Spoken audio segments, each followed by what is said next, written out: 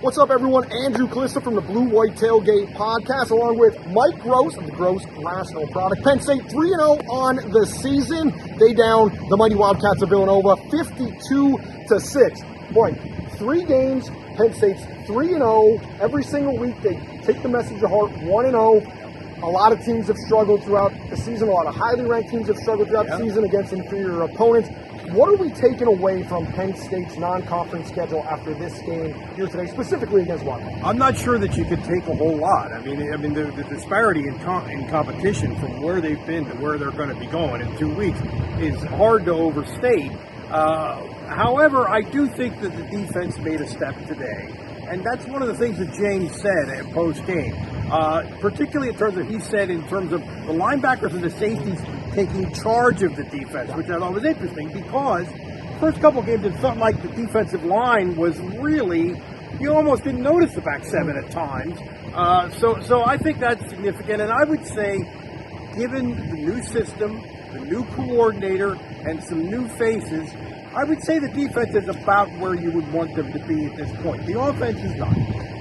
I thought the defense played faster, especially on the back end. You can't really take much away from, or get much from the secondary because they're not being tested a whole lot. They that really was not, something I asked Elliot Washington about, and he's just like, we have to do what we do in practice, and that's where we have to get it because he knows they haven't been tested. One thing is, Elliot Washington had an opportunity to grab an interception thanks to Denai Dennis-Sutton.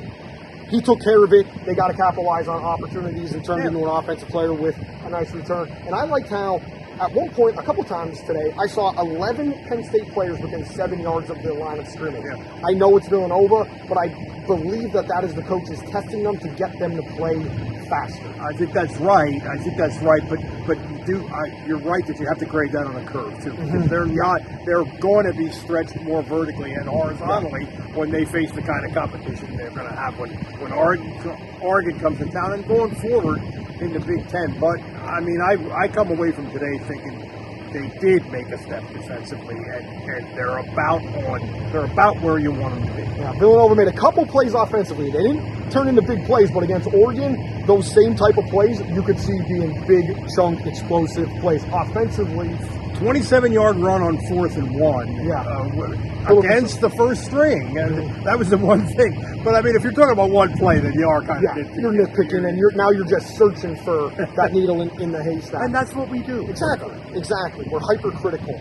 Offensively, Drew Aller, he says he continues to work on things, get better, try to be more consistent. Same thing with Nick Singleton about flushing it and trying to play faster.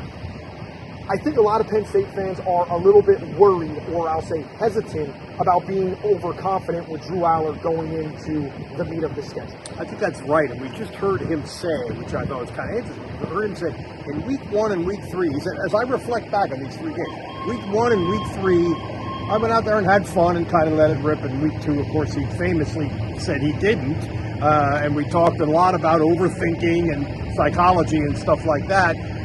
That's a hurdle for him. Singleton is struggling. Singleton is struggling to make people miss. James said it was just a coincidence that he got way more carries than Katron Allen. Okay, maybe. I'm not sure. It felt to me like they were trying to get him going on that first touchdown drive, which was an excellent drive. I mean, that was their best drive of the season, 78-yard touchdown drive. 8 carries for Nick Singleton on that drive, including 5 in a row to move the chains to get first and goal on the floor and then to score the touchdown. That sounds to me like they're determined to get it. I heard whispers of there's something wrong with Katron Allen because of the discrepancy. Yes, right. I don't think it. I thought they're trying to find him a rhythm. I also noticed a couple straight-ahead counter powers, and I asked Nick about that, and that's not his forte. And does he feel that part of his game underappreciated? Said he likes it. It's straight ahead, and just you got to get the dirty yards. That could be something, at least from a confidence building, no thinking, straight ahead, power down. I thought it was one interesting thing, and I just thought of this related to that James said just now, was I'm not sure if we need to be in the huddle or not. I'm not sure if we need to simplify a little bit and go fast. I think that's something that they're going to try to figure out over the next couple of weeks. I thought it was interesting that he said that. I never really heard him say that. You can't see on the board behind us, but it does say next home game, September 27th, 7:30 p.m. I almost said 7 there. I don't get these half-hour game starts. Yeah, exactly. 7:30 p.m. against the Ducks. This place will be rocking. We like this vantage point up here for doing these little post-game chats. It's a new thing that's happening on the Gross Rational product. Make sure you follow Mike Gross on Twitter. Also, Frank Bonanni, who could be with us out here. We're all part of the BlueWhite Tailgate Podcast. Make sure you're subscribing to the Gross Rational product. Thanks a lot. We'll see you in 2 weeks.